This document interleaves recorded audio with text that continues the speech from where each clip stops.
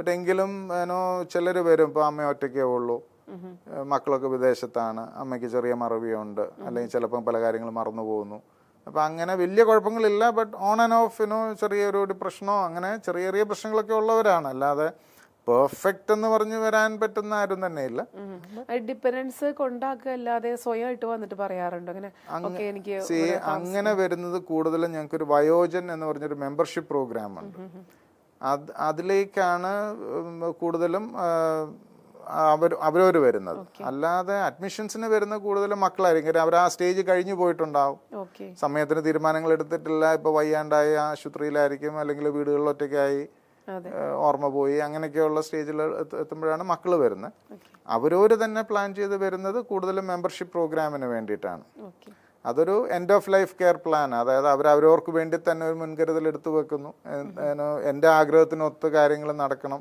അത് ഞാൻ എപ്പോഴും പറയുന്നൊരു കാര്യമുണ്ട്. കാര്യം അവസാന സമയങ്ങൾ വരുമ്പം you and I don't get to decide for ourselves. It is others who would decide for us. അത് ഇൻവേരിയബിൾ ഒരു വൈകാരിക തീരുമാനമാണ്. പ്രായോഗികത കുറവായിരിക്കും, പ്രാക്ടിക്കൽ ആയിരിക്കുകയില്ല. നാട്ടുകാരെയും വീട്ടുകാരെയും ബോധിപ്പിക്കാൻ വേണ്ടിയിട്ടൊക്കെ ആശുപത്രിയിൽ കൊണ്ടുപോയി ഒരുപാട് പൈസ സ്പെൻഡ് ചെയ്യുകയോ ഒക്കെ ചെയ്യുമ്പോൾ നമ്മൾ നീട്ടിക്കൊടുക്കുന്നത് അപ്പൻ്റെ അമ്മയുടെ ദുരിതമാണ്.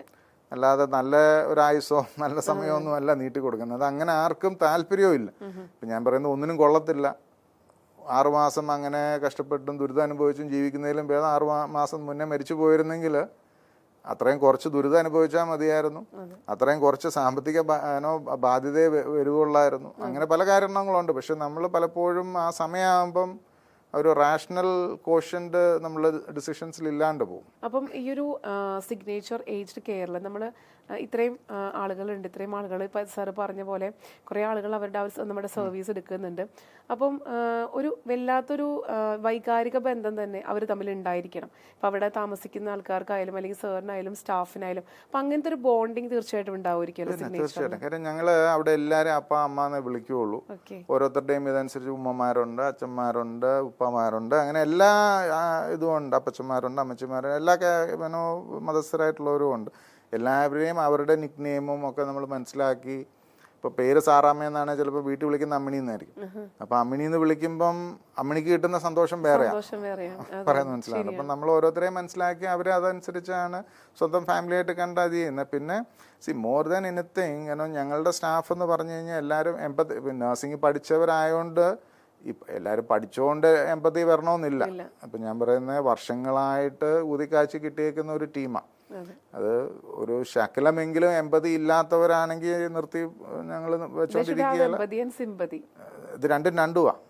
എമ്പതി എന്ന് പറഞ്ഞു കഴിഞ്ഞാൽ മറ്റുള്ളവരുടെ കണ്ണിലൂടെ കാണാൻ പറ്റണം. ഞാൻ കിടപ്പാണ്, എനിക്ക് ശകലം വെള്ളം കുടിക്കണമെന്നുള്ളതാണ് എൻ്റെ ആഗ്രഹം. ഞാൻ എന്തെങ്കിലും ഒച്ചയോ ഒക്കെ ആയിരിക്കും ഉണ്ടാക്കുന്നത്. അപ്പം അത് ഈ നഴ്സിംഗ് പഠിക്കുമ്പോൾ അവർക്ക് എമ്പതിയെ കുറിച്ച് പഠിക്കാനുണ്ട്. അതുകൊണ്ട് കുറച്ച് ക്വാളിഫൈഡ് ആയതുകൊണ്ട് കുറച്ചൊക്കെ ഒരു ഇതുണ്ട്. പക്ഷെ അതൊന്നും ഈ പറയുന്ന പഠിച്ചതൊന്നും ഓർത്തിട്ട് എമ്പതി കിട്ടണമെന്ന് കാണിക്കണമെന്നൊന്നുമില്ല. ബട്ട് എന്നാലും അവിടെ ഞാൻ മുതൽ എല്ലാവരും താഴോട്ട് എല്ലാവരും അങ്ങനെ ചെയ്യുന്നതുകൊണ്ട് അതൊരു കൾച്ചറായി മാറി. അപ്പം ഞാൻ പറയുന്ന ഇപ്പം തിങ്കളാഴ്ച ദിവസം എന്ന് പറഞ്ഞാൽ സാറിന് ഇപ്പോൾ വേറെ ബിസിനസ് എന്ത് വേണമെങ്കിലും സ്റ്റാർട്ട് ചെയ്യാലോ. അപ്പോൾ അത് ചെയ്യുന്നതിന് പകരം ഇങ്ങനെ ഒരു ഞാൻ നേരത്തെ പറഞ്ഞ സൊസൈറ്റി നീഡും ഹ്യൂമാനിറ്റി കൺസിഡറേഷൻ വെച്ച് ചെയ്യുമ്പോൾ തീർച്ചയായിട്ടും അത് ആ ഹ്യൂമാനിറ്റിയാണ് മുമ്പിൽ നിൽക്കുന്നത്. അല്ലെങ്കിൽ വേറെ ബിസിനസ് വല്ലതും ചെയ്യാമായിരുന്നു. അപ്പോൾ അത് തന്നെ തീർച്ചയായിട്ടും ആ സ്റ്റാഫ് കണ്ടിന്യൂ ചെയ്യണം. അതെ, തീർച്ചയായിട്ടും. അതിനകത്ത് ഞാൻ പറയുന്നത് എന്താണെന്ന് വെച്ച് കഴിഞ്ഞാൽ ഞങ്ങളിപ്പോൾ കാണുന്നത് തന്നെ ഇപ്പം എന്നെ സംബന്ധിച്ചോളം രാവിലെ നേരം വെളുത്ത ആദ്യത്തെ ഫോൺ മുതൽ അവസാനത്തെ ഫോൺ വരെ അന്നത്തെ ദിവസം വരുന്നത് മുഴുവൻ കഥകളായിരിക്കും. എന്ന് പറഞ്ഞാൽ അപ്പൻ വീണു, അപ്പന് സ്ട്രോക്കായി, അല്ലെ അമ്മ വീണു, അമ്മയ്ക്ക് സുഖമില്ല, അങ്ങനെ ഇത് മാത്രമാണ്. ഈ ചെറുപ്പക്കാർ കേൾക്കുമ്പോൾ ഞാനും ഓർക്കും ഇനി എനിക്ക് എത്ര സമയമുണ്ട് അവിടെ എത്താൻ എന്നുള്ള കാര്യം.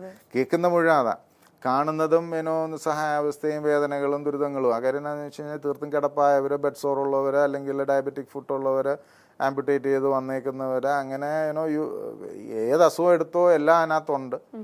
എല്ലാവരുടെയും ദുരിതങ്ങളും ബുദ്ധിമുട്ടുകളും നമ്മൾ ഡെയിലി കണ്ടുകൊണ്ടിരിക്കുകയാണ്. അപ്പം അതിൻ്റെയൊക്കെ ഇതെന്ന് പറഞ്ഞു കഴിഞ്ഞാൽ it humbles you in the sense ഇതൊക്കെ തരുന്ന ദൈവത്തിൻ്റെ അനുഗ്രഹമാണ്. ഉള്ള സമയം നല്ലതായിട്ട് ജീവിക്കാൻ ശ്രമിക്കുക, മറ്റുള്ളവർക്ക് നന്മ ചെയ്ത് ജീവിക്കുക എന്നുള്ളത്. പിന്നെ we for a fact know that we are touching a lot of lifes. കാര്യം ഒത്തിരി പേർക്ക് സ്വാതന്ത്ര്യമാകാൻ സാധിക്കുന്നുണ്ടെന്നുള്ള ആ ഒരു ബോധ്യം ഉണ്ടല്ലോ. That is the driving force. പിന്നെ മരണങ്ങൾ കണ്ടു നിൽക്കുക എന്ന് പറഞ്ഞാൽ അത്ര എളുപ്പമല്ല. ബട്ട് ഞങ്ങളെ പോലുള്ളവർക്ക് മരണം ഒരു സെലിബ്രേഷനുമാണ്. കാര്യം ഒരു മനുഷ്യന്റെ ദുരിതം കഷ്ടപ്പാട് അവിടെ തീർന്നല്ലോ. കുറച്ച് കൊടുത്തിട്ടാണ് ഒരു most of them in age signature age care dye with dignity, leave with dignity and dye with dignity. അത് വി എൻഷുർ. എന്ന് പറഞ്ഞാൽ പലപ്പോഴും നമുക്ക് ആരും ഇല്ല, ചുറ്റിനും ആരും ഇല്ലാതൊക്കെ ആയിരിക്കുമല്ലോ പലരുടെയും മരണങ്ങൾ. ഇതെന്ന് പറയുമ്പോൾ നമ്മൾ ആ സ്റ്റാഫൊക്കെ അടുത്ത് കാണും, അവരുടെ വിശ്വാസം അനുസരിച്ചുള്ള കാര്യങ്ങളൊക്കെ ചെയ്തു കൊടുക്കുകയൊക്കെ ചെയ്യുന്നു. ശരിക്കും ഇങ്ങനെയുള്ള ഒരുപാട് അനുഭവങ്ങൾ സാറ് കേട്ടിട്ടുണ്ടാവും അല്ലേ? അതിൽ നിന്നായിരിക്കും ഈ സിഗ്നേച്ചർ ഏജ്ഡ് കെയറിലേക്ക് എത്തിയിരിക്കുന്നത്. അവസാന സമയങ്ങൾ ഒരിക്കലും നമ്മുടെ നിയന്ത്രണത്തിലല്ല. അതെ. ഇപ്പം ഞാൻ എപ്പോഴും പറയും, നമ്മൾ നമ്മുടെ മക്കൾക്ക് വേണ്ടി ഇൻവെസ്റ്റ് ചെയ്തു, അല്ലെ വീടേൽ ഇൻവെസ്റ്റ് ചെയ്തു, ഫ്ലാറ്റേൽ ഇൻവെസ്റ്റ് ചെയ്തു, ഫിക്സഡ് ഡെപ്പോസിറ്റ് ഇട്ടു എന്നൊക്കെ പറയും. നമുക്ക് വേണ്ടി എന്താ ഇൻവെസ്റ്റ് ചെയ്യുന്നത്? അവസാന സമയം വരുമ്പോൾ ഞാൻ പറയുന്നത്, ഇത്രയും ആൾക്കാരെ പരിചരിച്ച് അവരുടെയൊക്കെ പലരുടെയും, ഞാൻ പറയുന്നത് 360ഓളം പേർക്ക് മരണം ഒരുക്കി കൊടുത്തതിൽ പലരും പറഞ്ഞേക്കുന്ന ഒരു കാര്യമുണ്ട്, ഇങ്ങനെ ഒരു അവസ്ഥ വരാതെ മരിക്കാൻ പറ്റിയിരുന്നെങ്കിൽ. ഇവരൊക്കെ പല വാക്കുകളിൽ പറഞ്ഞേക്കുന്ന ഒരു കാര്യം എന്നാന്ന് ചോദിച്ചു കഴിഞ്ഞാൽ, I haven't lived four myself. എല്ലാവരും പറയുന്ന, പക്ഷേ നമ്മളും തിരിച്ചു നോക്കുമ്പോഴത്തേന് ഒരാൾ ഭൂമിയിൽ ജനിച്ചു കഴിഞ്ഞാൽ അപ്പനോട് അമ്മയോടുള്ള കമ്മിറ്റ്മെന്റ്സ് ഉണ്ട്.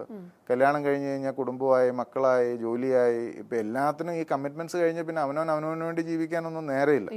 ഇതൊരു മരണക്കിണർ പോലെ ഇതിനകത്ത് കിടന്ന് പിന്നെ എല്ലാവരും അതിനകത്ത് കിടന്ന് കറങ്ങുക എന്നുള്ളതേ ഉള്ളൂ. പക്ഷെ അവസാന സമയം വരുമ്പോൾ പലരുടെയും റിഗ്രറ്റ് എന്നാന്ന് വെച്ചാൽ, എൻ്റെ പല ആഗ്രഹങ്ങളും എനിക്ക് സാധിക്കാൻ പറ്റിയില്ല, ഒരുപാട് ആഗ്രഹങ്ങളും സ്വപ്നങ്ങളും ഉണ്ടായിരുന്നു, അതിനൊന്നും എനിക്ക് ഇത് ചെയ്യാൻ പറ്റിയില്ല. അല്ലെങ്കിൽ ചിലർ അസുഖമായി കഴിയുമ്പം പറയും, എൻ്റെ കയ്യിൽ ഇഷ്ടംപോലെ പൈസയുണ്ട്, പക്ഷെ ഇന്ന് എൻ്റെ ഒരു ആഗ്രഹവും സാധിക്കാൻ എനിക്ക് സാധിക്കുന്നില്ല. അപ്പോൾ ഇതൊരു ജീവിതം എന്ന് പറഞ്ഞാൽ ഒരു നൂൽമേ കളിയാണ്. ആ ഒരു ഫൈനർ ബാലൻസ് ഓഫ് എവറിത്തിങ് കിട്ടുക എന്നുള്ളതും അത് ദൈവത്തിന്റെ വരവാണോ നമ്മളുടെ കയ്യിലിരിപ്പിന്റെ ആണോ, എല്ലാം കൂടെ ചേർന്നായിരിക്കും. അത് നിർവചിക്കാൻ പ്രയാസമാണ്. അപ്പം ഇതിനകത്ത് ഇപ്പോഴും പലരും ഈ സോഷ്യൽ സ്റ്റിഗ്മ എന്ന് പറയുന്ന ഒരു സാധനം ഇപ്പോഴും കൂടുതലാണ്. അപ്പനും അമ്മയ്ക്കും നല്ല കെയർ കിട്ടിയില്ലെങ്കിലും കുഴപ്പമില്ല, നാട്ടുകാരെയും വീട്ടുകാരെയും ബോധിപ്പിക്കണമെന്ന് ഓർത്ത് വീട്ടിൽ തന്നെ ഇട്ട് കഷ്ടപ്പെടുത്തുന്നവരുണ്ട്. ഞാൻ എപ്പോഴും പറയും, പ്രൊഫഷണൽ കെയറിന്റെ വ്യത്യാസം അവിടെയാണ്. കാര്യം പ്രൊഫഷണൽ കെയർ എന്ന് പറഞ്ഞാൽ, ഇപ്പം നമ്മുടെ വീടുകളിലുള്ള മാതാപിതാക്കൾ ഇപ്പം പ്രഷറിനോ ഷുഗറിനോ മരുന്ന് കഴിക്കുന്നവർ എത്ര പേരുണ്ട് ഡെയിലി വൈറ്റൽസ് നോക്കിയിട്ട് മരുന്ന് കൊടുക്കുന്നത്? മന്ത്ലി ചെക്കപ്പ് നടത്തിയാലായി, അത് നടത്തിയാലായി. അല്ലെങ്കിൽ ഡോക്ടറെ കാണാൻ പോകുമ്പോഴായിരിക്കും പിന്നെ ഒരു ചെക്കപ്പ് നടത്തുക. ആ ചെക്കപ്പ് നടത്തുമ്പോൾ BP ആ ഒരു സമയത്തെ നോക്കുന്നുള്ളൂ, ഷുഗർ ആ ഒരു സമയത്തെ നോക്കുന്നുള്ളൂ. പല വീടുകളിലും പറ്റുന്ന എന്നാ വെച്ചപ്പോൾ, ഫോർ എക്സാമ്പിൾ ഡയബറ്റീസിന് മരുന്ന് കഴിക്കുന്ന അല്ലെങ്കിൽ ഇൻസുലിൻ എടുക്കുന്നവർ, ഞാൻ പറയുന്ന ഒരു ദിവസം പ്രായമുള്ളൊരു മനുഷ്യൻ ചിലപ്പോൾ അന്ന് ആഹാരം വരെയൊക്കെ കഴിച്ചിട്ടുണ്ടാവില്ല, വിശപ്പില്ല, അല്ലെ പല കാരണങ്ങളാൽ കഴിക്കുന്നില്ല, അല്ലെ വളരെ കുറച്ചേ കഴിച്ചിട്ടുണ്ടാവും. പക്ഷെ വൈകിട്ട് ഇൻസുലിൻ എടുക്കാനുള്ളതിനൊരു കുറവും വരുത്തുന്നില്ല, ഇൻസുലിൻ എടുക്കുന്നു. ആളുടെ ഷുഗർ ലെവൽ താഴെ പോകുന്നുള്ളതിന് യാതൊരു സംശയവും വേണ്ട. കാര്യം ഭക്ഷണം കഴിച്ചിട്ടില്ല, അല്ലെങ്കിൽ പുള്ളി അന്നത്തെ ദിവസം സെഡൻഡറി ആയിരുന്നു, രാവിലെ എഴുന്നേറ്റ് ബാത്റൂമിലേക്ക് പോകുമ്പോൾ വീണു എന്നൊക്കെ പറയുന്നതിലൊരു നല്ല ശതമാനവും ഒന്നീ പ്രഷർ താന്നു പോയിട്ട്, അല്ലെങ്കിൽ ഷുഗർ താന്നു പോയി, അല്ലെങ്കിൽ ഷുഗർ അതുപോലെ കൂടിപ്പോയിട്ടൊക്കെയാണ് പലരും വീഴുന്നത്. പക്ഷെ നമ്മൾ പറയുന്നത് തന്നെ തല ചുറ്റിപ്പോയി, കാല് തെന്നിപ്പോയി എന്നൊക്കെ പറഞ്ഞാൽ ഇൻവേരിയബിളി പ്രായമുള്ളവർ വീണ് കഴിഞ്ഞാൽ ഫ്രാക്ചറിലെത്തും.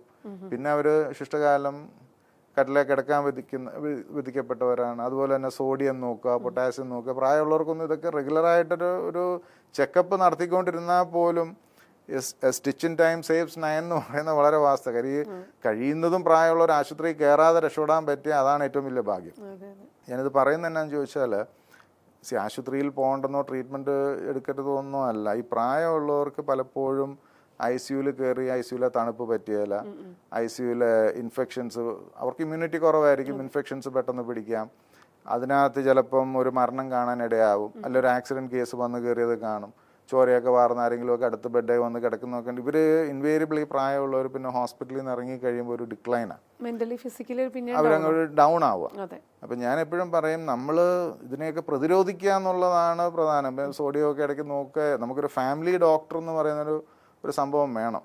പല വീടുകളിലും ഇന്ന് അതില്ല, പല ഫാമിലിക്കും അതില്ല, ഒരു ഫാമിലി ഡോക്ടർ ഇല്ല. അതിൻ്റെയൊക്കെ തിക്താനം എന്നാന്ന് ചോദിച്ചു കഴിഞ്ഞാൽ, നമ്മൾ തന്നെ ഇതൊക്കെ വഷളാക്കി. എന്ന് പറഞ്ഞാൽ ഗൂഗിളിൽ നോക്കി എനിക്ക് തലവേദനയാന്ന് പറഞ്ഞാൽ ഉടനെ ന്യൂറോളജിസ്റ്റിന് അടുത്തോട്ടാണ് പോകുന്നത്.